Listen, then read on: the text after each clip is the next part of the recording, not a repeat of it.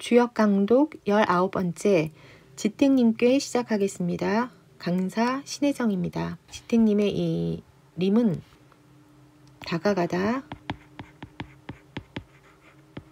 또는 서로에게 임하다, 자, 만나다 라는 의미를 가지고 있는 글자인데요. 그러면 이 지택님께서는 서로에게 다가갈 때, 또 특히 윗사람이 아랫사람에게 임할 때, 그러니까 굴림이라고 이야기하죠. 또는 직장에서 상사가 또 아래에 있는 부하 직원에게 직원을 만날 때, 또는 가정에서 윗어른이 아래에 있는 사람에게 자신의 뜻을 전할 때, 서로에게 다가갈 때 어떠한 도리와 태도로 만날 것인가에 대해서 이야기하고 있는 괴라고 볼 수 있습니다. 자, 그러면 괴의 모습을 살펴보면서 조금 더 이야기를 나눠볼 텐데요. 자, 아래에 있는 이 지택님께 하체는 연못을 상징하는 택괴가 자리하고 있고요.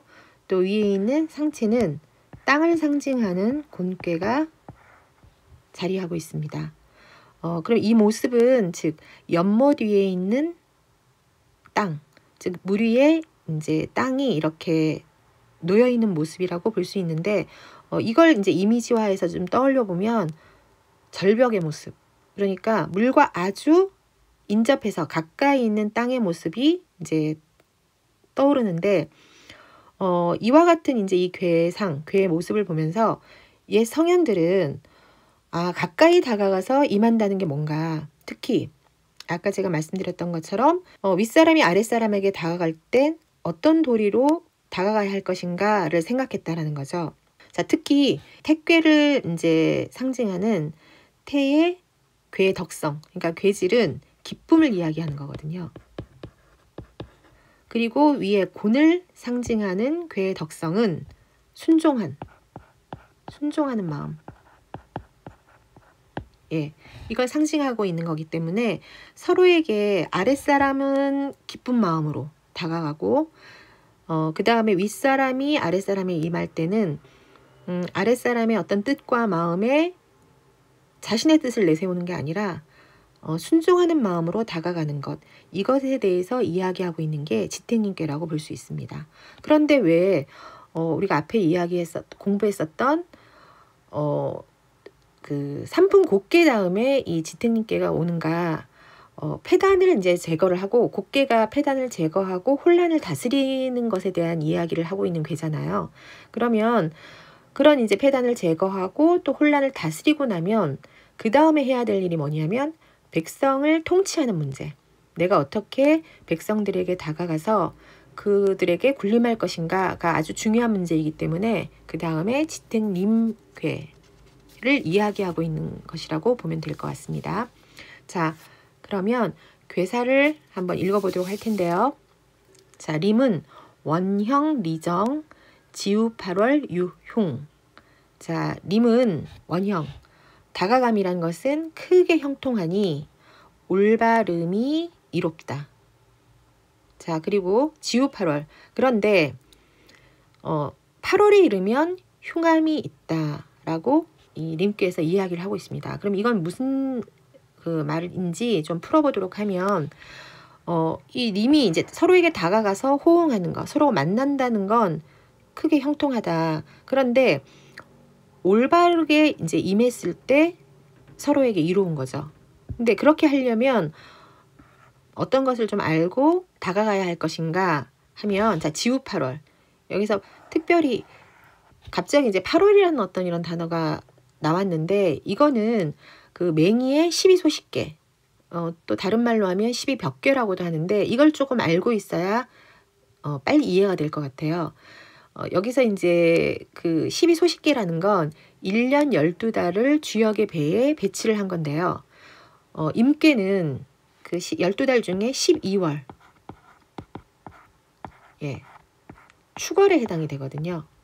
그런데 이 축월은 임계 이제 괴상을 보면서 살펴보면 이게 임계가, 자, 괴상이 이제 요런 모습이었잖아요. 그러면 이 괴상 전체를 한번 보세요.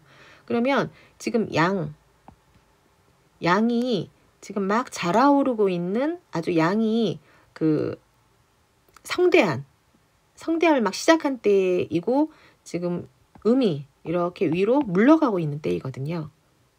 그런데 자 8월을 상징하는 게 12소식계에서는 관괴예요. 풍지관. 자, 풍지관이기 때문에 밑에 곤괴가 오고 그 다음에 이제 손괴, 바람을 상징하는 손괴가 이렇게 위에 있는 게 관괴거든요. 그러면 두 개를 비교해서 보면 지금 관괴는 어때요? 양을 상징하는 양효가 지금 점점 사라져 소멸돼 가고 있고 그 다음에 이 음효가 아주 성대함을 이루고 있거든요.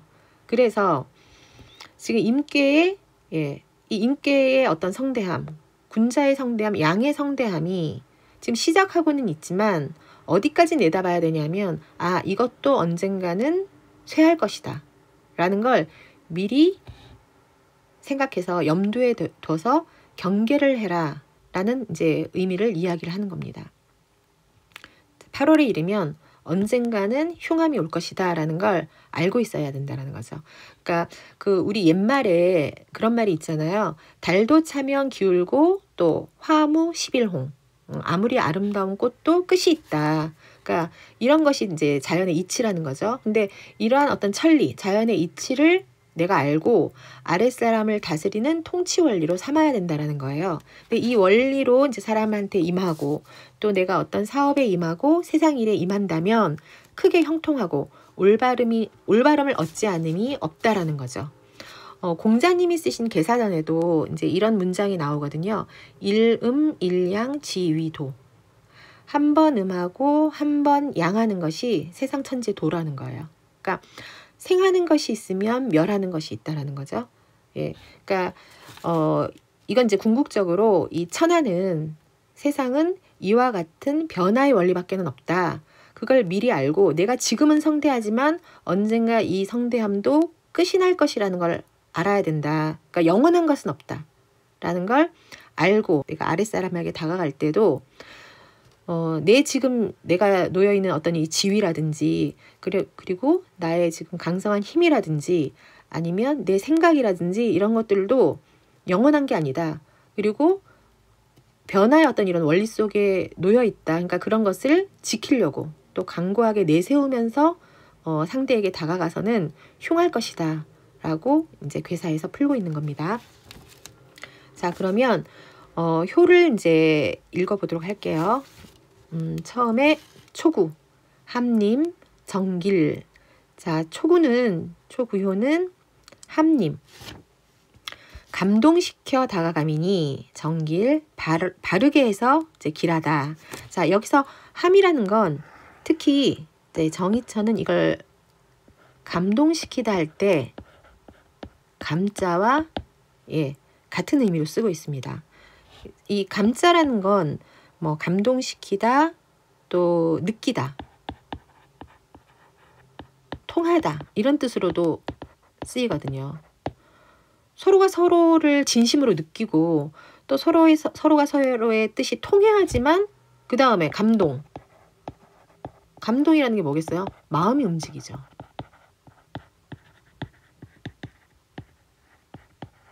그래야지 상대를 설득시킬 수 있잖아요.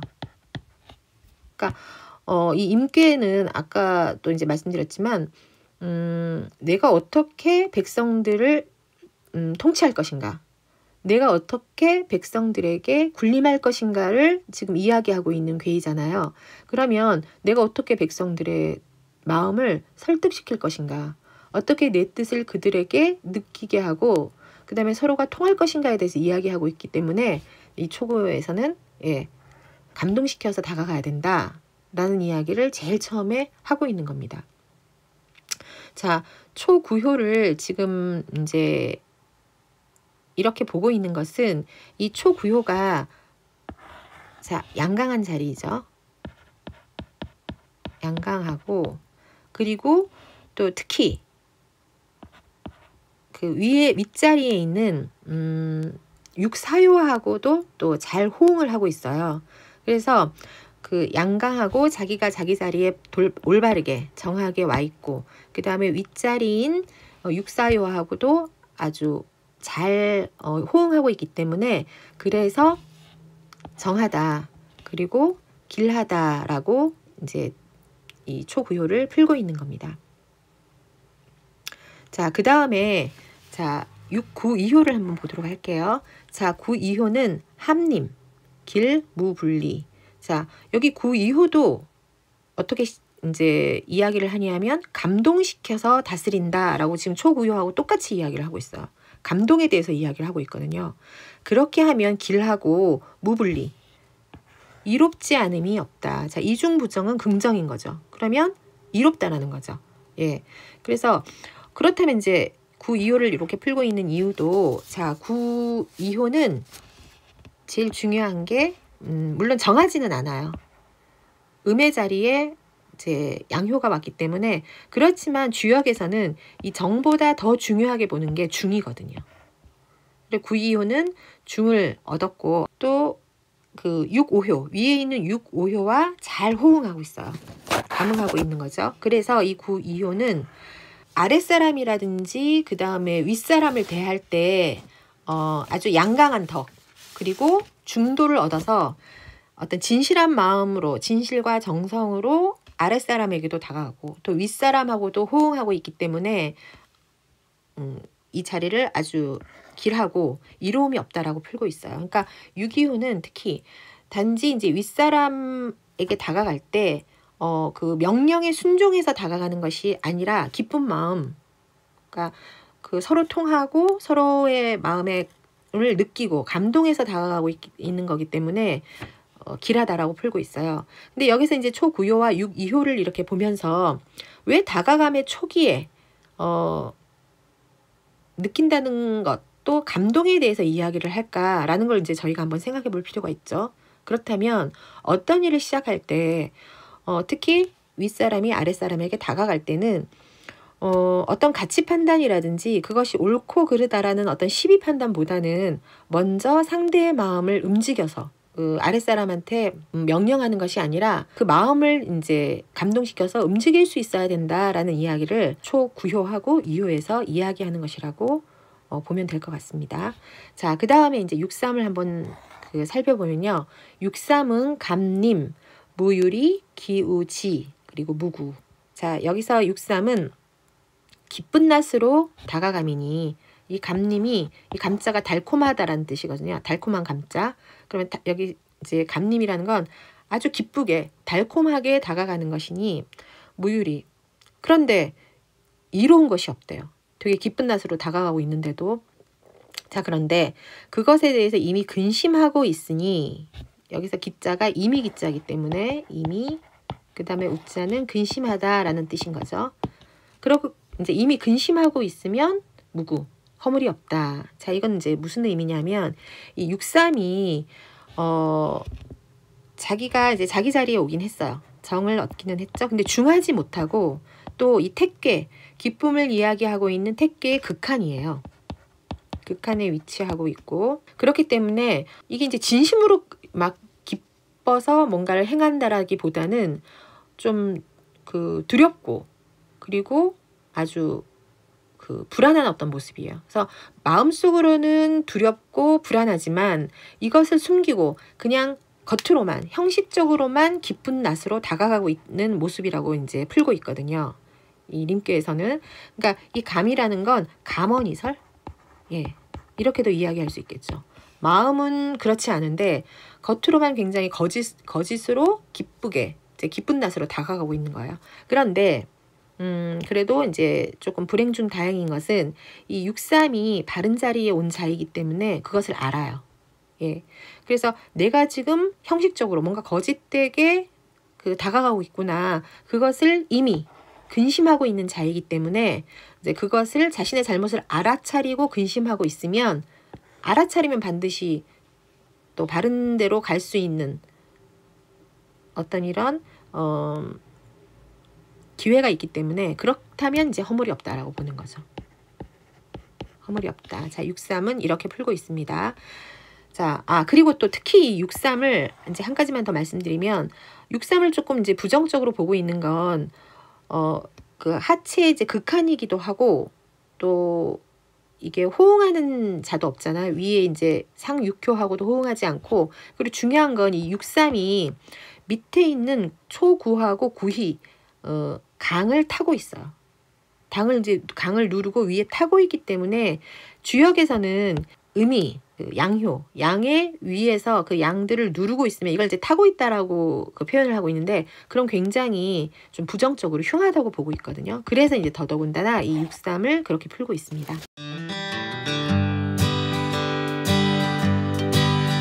자, 그 다음에 이제 6.4로 넘어가면 6.4는 지림무구.